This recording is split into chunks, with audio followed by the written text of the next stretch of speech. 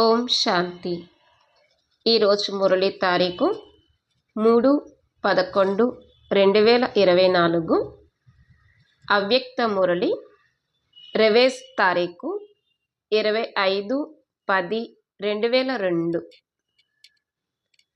బ్రాహ్మణ జీవితపు ఆధారము పవిత్రత యొక్క రాయల్టీ. బ్రాహ్మణ జీవితపు ఆధారము పవిత్రత యొక్క రాయల్టీ. ఈ విషయం పైన బాబా అవ్యక్త మురళి చెప్పారు. ఈరోజు స్నేహ సాగరుడు తమ స్నేహి పిల్లలను చూస్తున్నారు.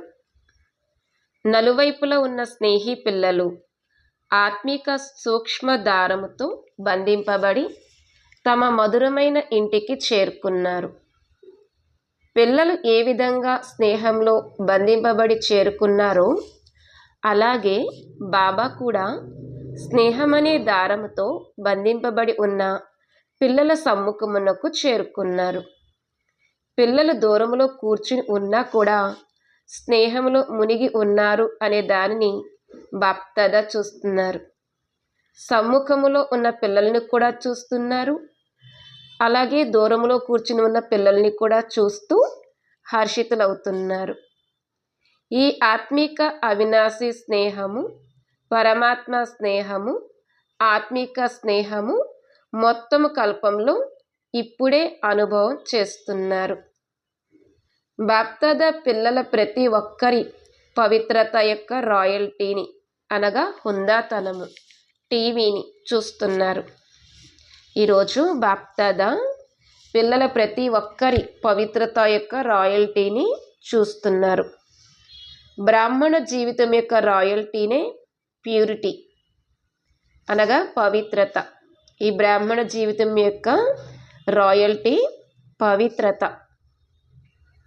పిల్లలు ప్రతి ఒక్కరి తలపై ఆత్మిక రాయల్టీకి గుర్తుగా పవిత్రతకు చెందిన ప్రకాశ కిరీటమును చూస్తున్నారు. మీరందరూ మీ ప్యూరిటీ యొక్క కిరీటమును, ఆత్మిక రాయల్టీకి చెందిన కిరీటమును చూస్తున్నారా? వెనుక ఉన్నవారు కూడా చూస్తున్నారా?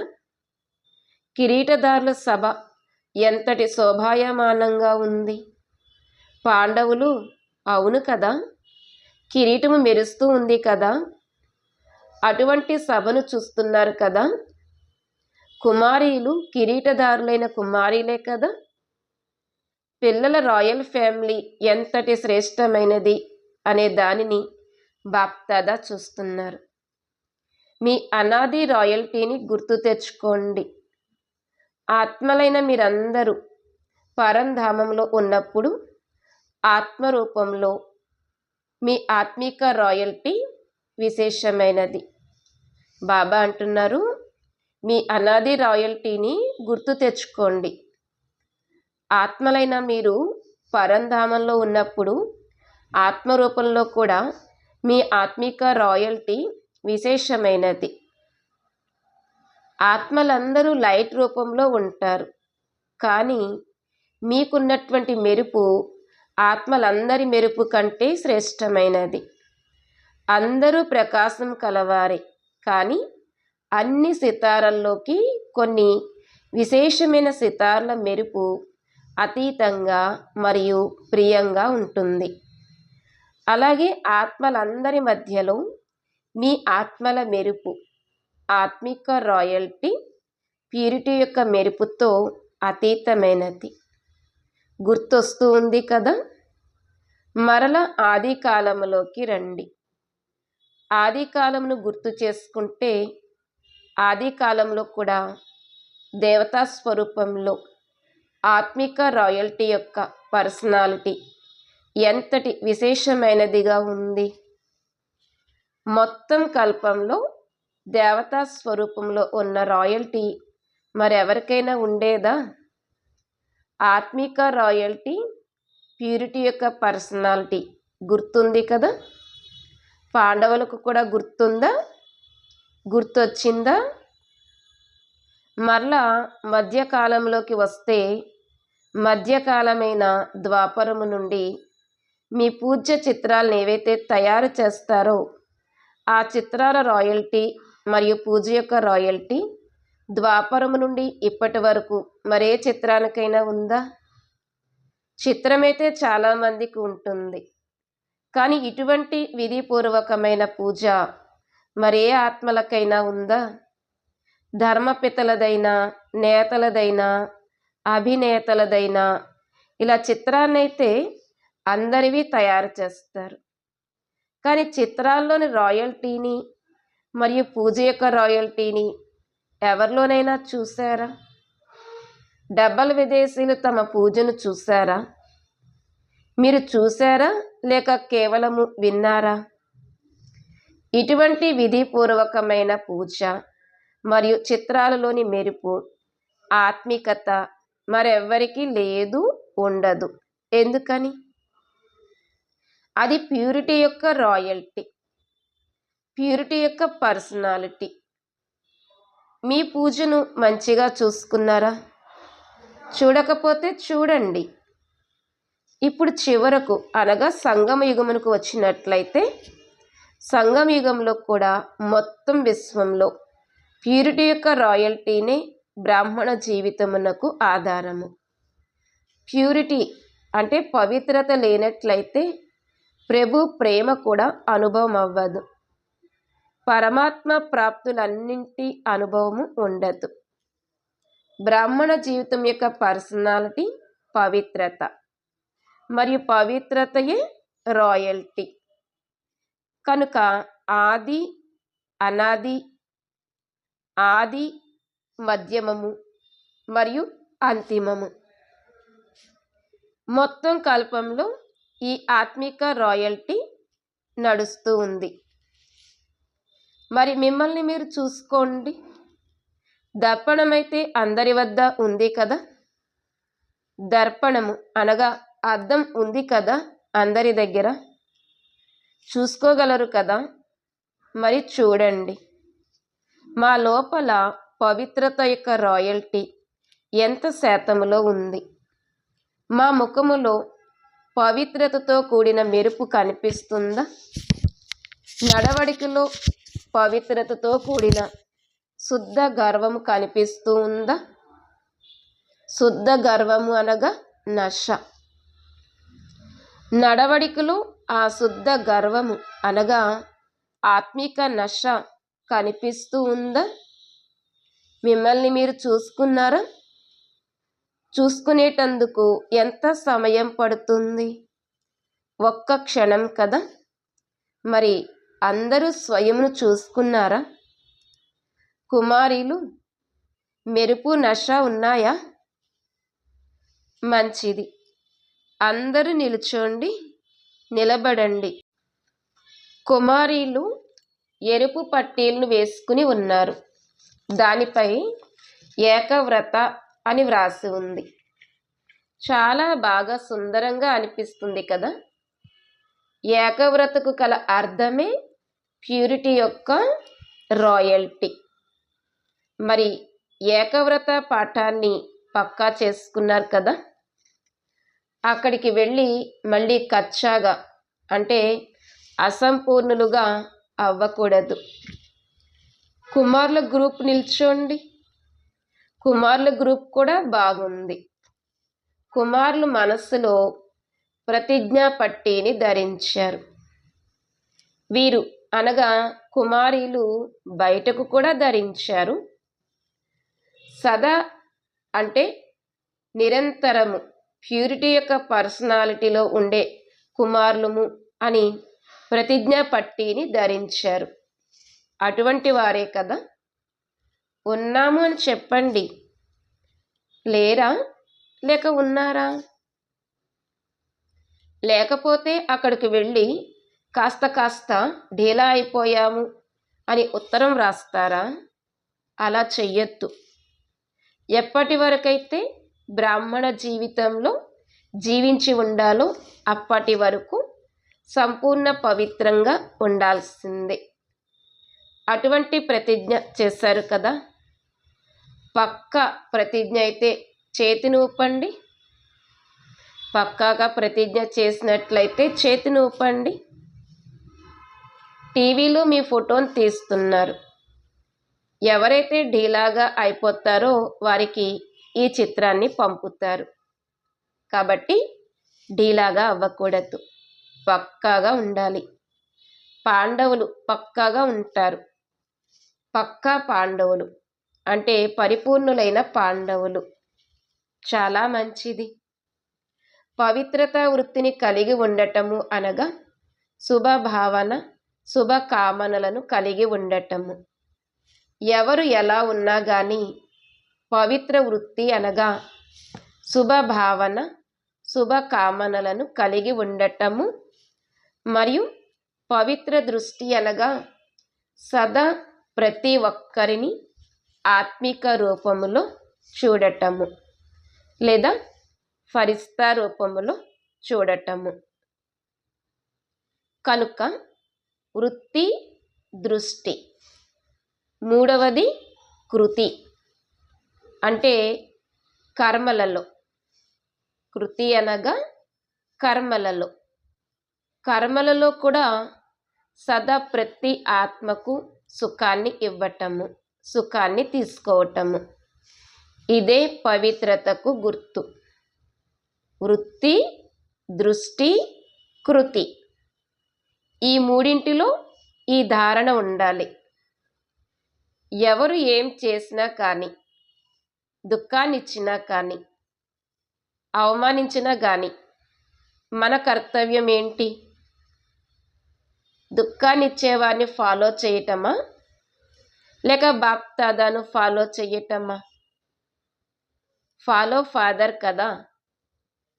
బ్రహ్మబాబా దుఃఖాన్నిచ్చారా లేక సుఖాన్నిచ్చారా? సుఖాన్నిచ్చారు కదా. మరి మీరు మాస్టర్ బ్రహ్మలు, బ్రాహ్మణ ఆత్మలు ఏం చేయాలి? ఎవరైనా దుఃఖాన్నిస్తే మీరేం చేస్తారు? మీరు దుఃఖాన్నిస్తారా? ఇవ్వరా? ఒకవేళ చాలా దుఃఖాన్నిస్తే వారు చాలా నిందించిన, చాలా అవమానపరిచిన కాస్తంత ఫీల్ అవుతారా? బాధపడతారా లేక ఫీల్ అవ్వరా? కుమారీలు ఫీల్ అవుతారా? మీరు కాస్త ఫీల్ అవుతారు. కానీ ఫాలో ఫాదర్ చేయాలి. నా కర్తవ్యం ఏంటి అనే దాని గురించి ఆలోచించండి. వారి కర్తవ్యమును చూసి మీ కర్తవ్యమును మర్చిపోకండి. వారు నిందిస్తున్నారు, మీరు సహనశీలత కల దేవీలుగా, సహనశీల దేవులుగా అవ్వండి. మీ సహనశీలత వలన నిందించేవారు కూడా మిమ్మల్ని దగ్గరకు తీసుకుంటారు.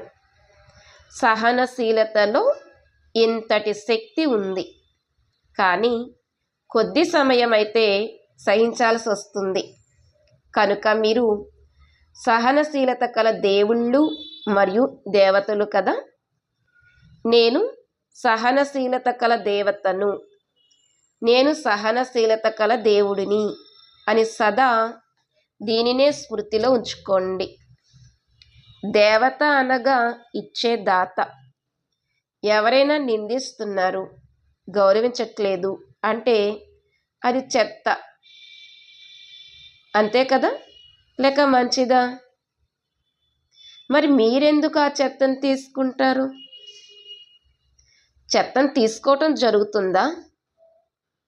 ఎవరైనా మీకు చెత్తనిస్తే మీరు తీసుకుంటారా? తీసుకోరు కదా.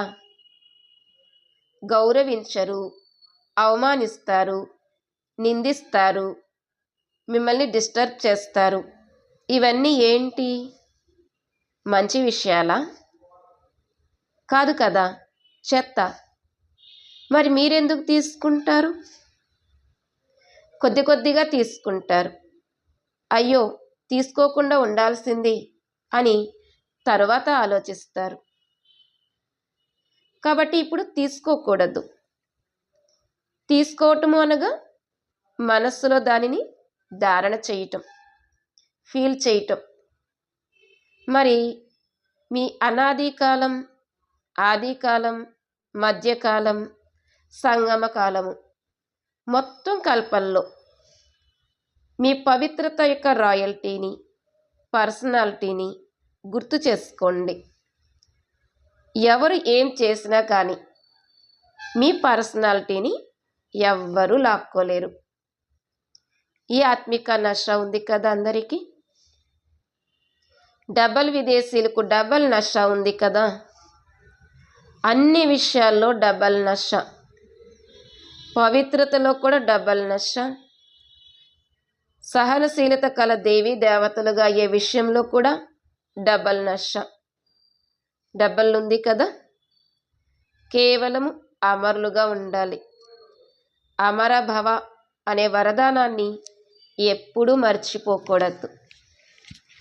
అచ్చా, ప్రవృత్తిలో ఉన్నవారు అనగా యుగళలు అంటే దంపతులు. మామూలుగా ఇప్పుడు సింగిల్గా ఉన్నారు అనడానికి యుగళలు అని వస్తుంది. వారు నిల్చోండి, లేచి నిల్చోండి. యుగళులు చాలామంది ఉన్నారు. కుమారులు కుమారీలు తక్కువ మంది ఉన్నారు.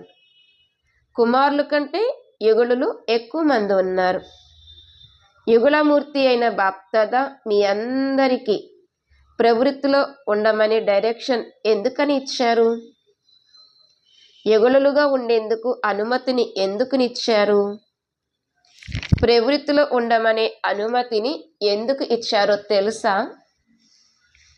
ఎందుకంటే యుగళల రూపంలో ఉంటూ ఈ మహామండలేశ్వరులను మీ పాదాలపై వంగేటట్లుగా చేసుకోవాలి.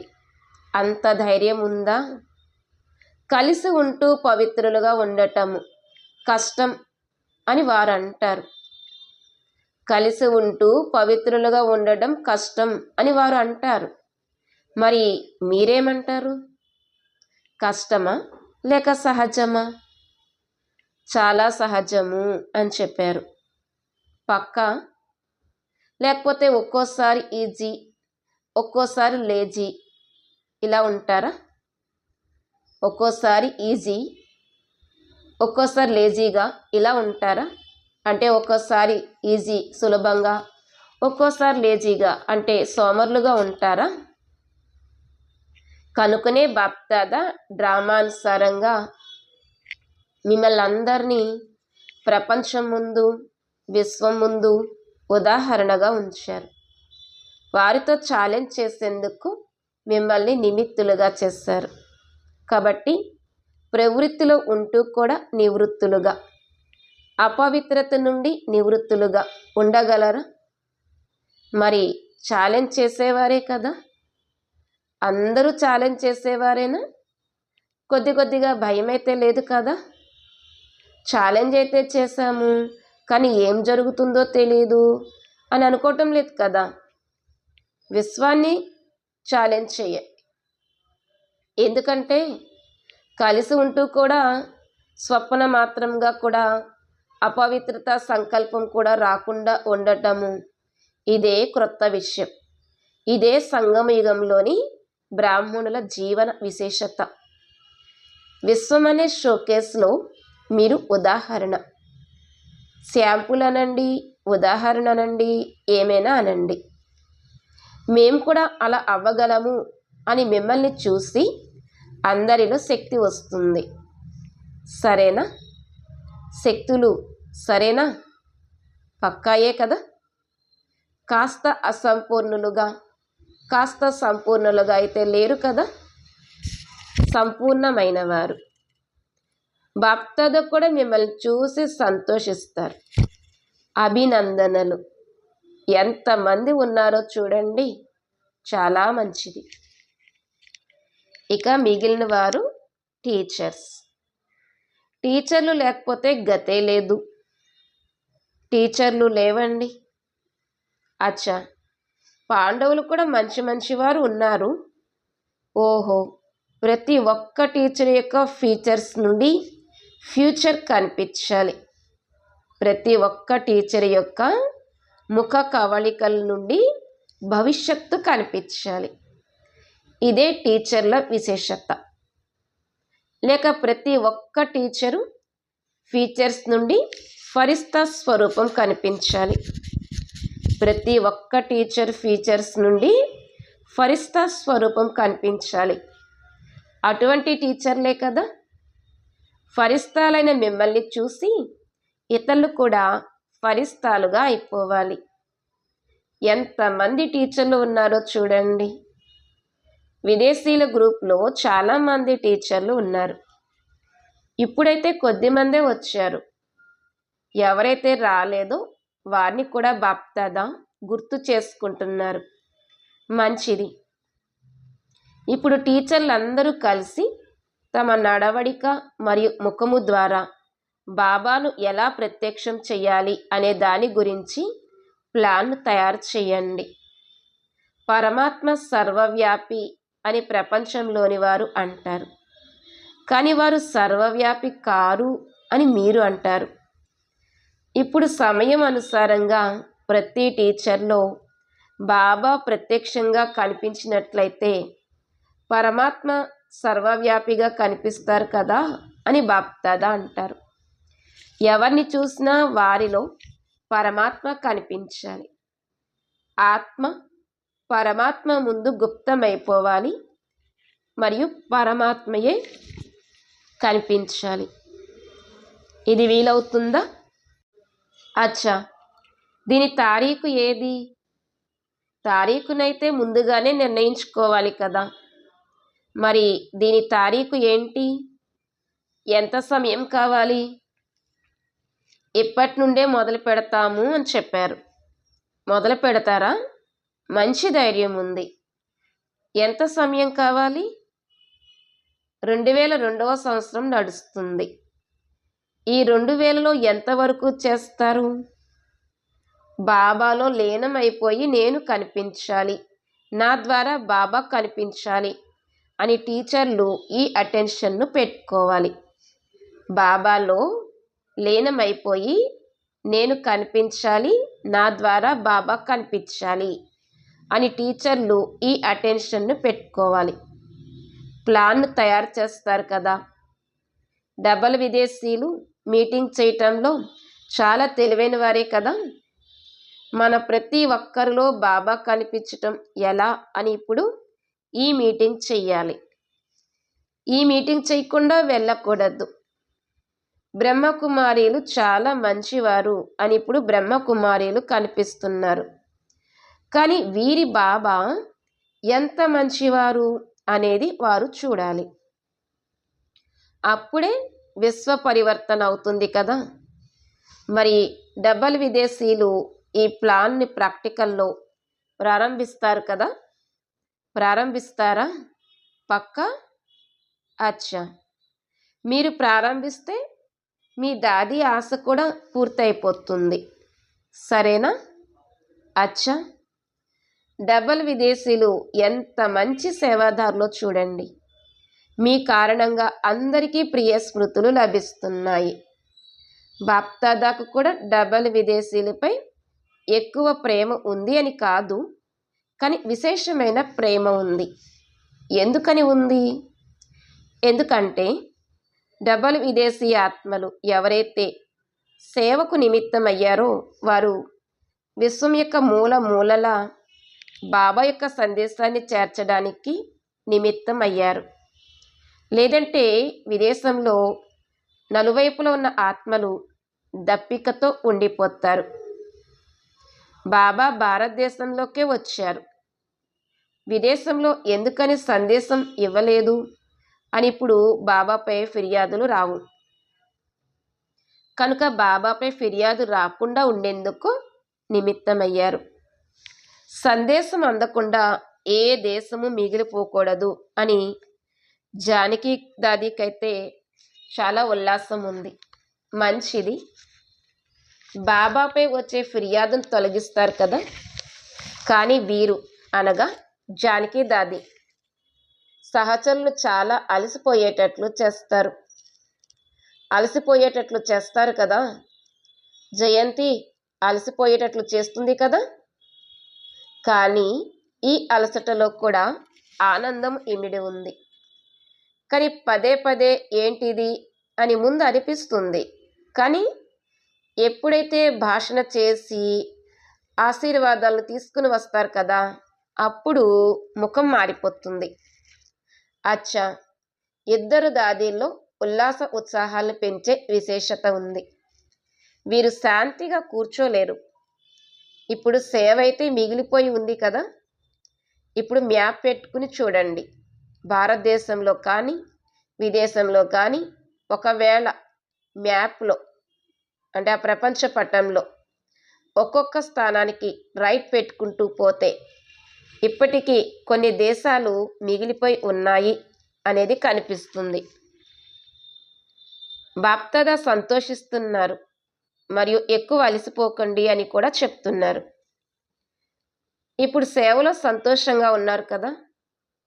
ఇప్పుడు ఈ కుమారీలు కూడా టీచర్లుగా అవుతారు కదా. టీచర్గా ఉన్నవారు టీచర్లే, కానీ ఎవరైతే టీచర్లుగా లేరో వారు టీచర్గా అయ్యి ఏదో ఒక సెంటర్ని సంభాళిస్తారు కదా, హ్యాండ్స్గా తయారవుతారు కదా. డబల్ విదేశీ పిల్లలకైతే 2 పనులు చేసే అభ్యాసం అయితే ఉండనే ఉంది. ఉద్యోగం కూడా చేస్తారు, సెంటర్ను కూడా సంభాళిస్తారు. అందుకని బాప్దాదా డబల్ అభినందనలు కూడా ఇస్తారు. అచ్చా, నలువైపులా ఉన్న అతి స్నేహి, అతి సమీప ఆత్మలు సదా ఆదికాలం నుండి ఇప్పటి వరకు రాయల్టీ యొక్క అధికారులు సదా తమ ముఖము మరియు నడవడిక ద్వారా పవిత్రత మెరుపును చూపించేవారు, సదా స్వయం సేవ మరియు స్మృతిలో తీవ్ర పురుషార్థము ద్వారా నెంబర్ 1గా అయ్యేవారు, సదా బాబా సమానంగా సర్వశక్తులు సర్వగుణాల సంపన్న స్వరూపంలో ఉండేవారు. అన్ని వైపులా ఉండే అటువంటి పిల్లలు ప్రతి ఒక్కరికి బాప్దాదా యొక్క ప్రియ స్మృతులు మరియు నమస్తే.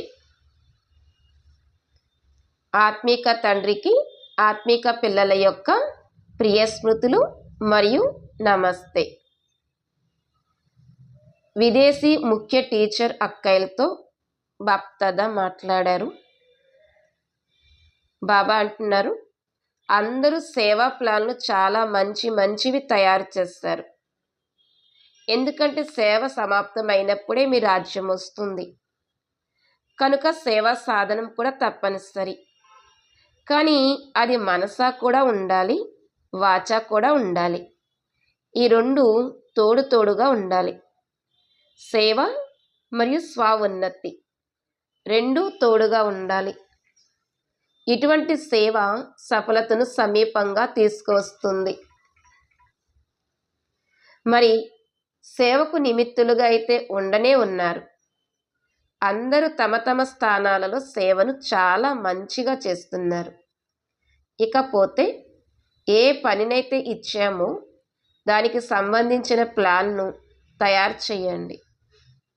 దానికోసం స్వయంలో మరియు సేవలో ఏ వృద్ధి కావాలి, ఏం చేర్చాలి అనే దాని ప్లాన్ను తయారు చేయండి. బాప్దాదా సేవాదారులను చూసి తప్పకుండా సంతోషిస్తారు. అందరూ మంచిగా సేవా కేంద్రాలను ఉన్నతిలోకి తీసుకువెళ్తున్నారు. ఉన్నతి ఉంది కదా, మంచిది. మంచిగా జరుగుతున్నాయి కదా, ఉన్నతి అవుతూ ఉన్నాయి మరియు అవుతూ ఉంటాయి. కేవలం ఇప్పుడు చేయవలసింది విడివిడిగా చెల్లాచెదరే ఉన్న వారిని సంఘటితపరిచి వారిని పక్కా చేయండి. అందరి ముందు ప్రాక్టికల్గా రుజువును చూపించండి. ఏ సేవ చేస్తున్నా కానీ రకరకాల ప్లాన్లు తయారు చేస్తున్నారు కూడా, అవి బాగా నడుస్తున్నాయి కూడా. ఇప్పుడు ఇక వారందరి గ్రూపును ఒకదాన్ని ఎదురుగా తీసుకురండి. సేవకు రుజువు ఇప్పుడు మొత్తం బ్రాహ్మణ పరివారం ముందుకు రావాలి.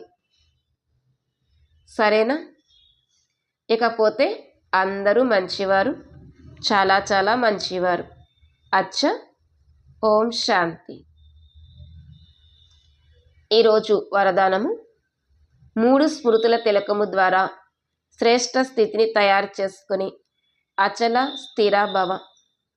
3 స్మృతుల తిలకము ద్వారా శ్రేష్ట స్థితిని తయారు చేసుకుని అచల స్థిర భవ. వరదానం యొక్క వివరణ: బాప్దాదా పిల్లలందరికీ 3 స్మృతుల తిలకమును ఇచ్చారు. 1 స్వస్మృతి, ఆ తర్వాత బాబా స్మృతి, ఆ తర్వాత శ్రేష్ట కర్మల కోసం డ్రామా యొక్క స్మృతి. 1 స్వస్మృతి, 2 బాబా స్మృతి, 3 డ్రామా స్మృతి. ఎవరికైతే ఈ 3 స్మృతులు సదా ఉంటాయో వారి స్థితి కూడా శ్రేష్టంగా ఉంటుంది. ఆత్మస్మృతితో పాటు బాబా స్మృతి, డ్రామా స్మృతి ఎంతో అవసరం. ఎందుకంటే కర్మలో డ్రామా జ్ఞానం ఉన్నట్లయితే పైకి క్రిందికి అవ్వరు. భిన్న భిన్న పరిస్థితులు ఏవైతే వస్తాయో వాటిలో అచంచలంగా స్థిరంగా ఉంటారు. స్లోగన్: దృష్టిని అలౌకికంగా, మనసును శీతలంగా, బుద్ధిని దయార్థ హృదయంతో కూడినదిగా తయారు చేసుకోండి. దృష్టిని అలౌకికంగా, మనస్సును శీతలంగా, బుద్ధిని దయార్థ హృదయంతో కూడినదిగా తయారు చేసుకోండి. ఓం శాంతి.